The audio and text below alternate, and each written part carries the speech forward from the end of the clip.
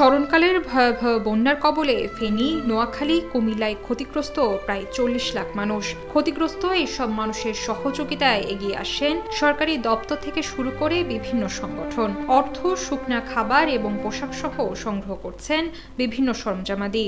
সেই প্রেক্ষিতে ক্ষতিগ্রস্ত মানুষের পাশে এসে দাঁড়িয়েছে পরিবেশবাদী যুব সংগঠন গ্রিন ভয়েস কেন্দ্রীয় পরিষদ। সংগ্রহ করেছেন 10 লাখ টাকারও বেশি অর্থ।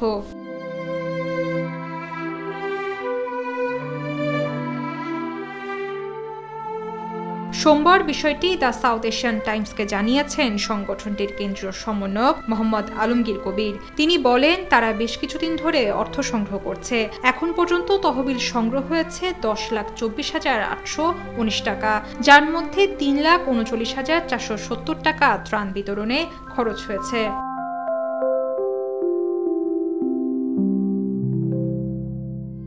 আলমগীর কবির আরও বলেন, দেশের যে কোনো সংকটময় মুহূর্তে ছাত্র সমাজ এগিয়ে এসেছে, এবারও তার ব্যতিক্রম হয়নি। গ্রিন ভয়েসের বন্ধুরা নিজ নিজ দায়িত্ব থেকে স্বতঃস্ফূর্তভাবে কাজ করছে।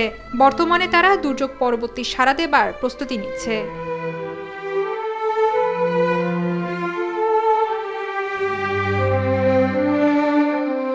খোঁজ নিয়ে জানা গেছে, সংগঠনটির সকল সদস্যরা দেশের বিভিন্ন অঞ্চলে তরুণ যুবকদের সঙ্গে কাঁধে কাঁধ মিলিয়ে বন্যার্থদের জন্য অর্থ সংগ্রহে নেমে পড়েন। অফিস, আদালত, বাজার, শপিং মল, বাস এবং রেল স্টেশন সহ দেশের বিভিন্ন স্থানে ছোট ছোট দলে বিভক্ত হয়ে নগদ অর্থ, পানি বিশুদ্ধকরণ ট্যাবলেট, শুকনা খাবার স্যালাইন সংগ্রহ করেন। ঢাকা সহ প্রায় 15টি জেলায় ত্রাণ সংগ্রহের এসব কার্যক্রম করেন তারা।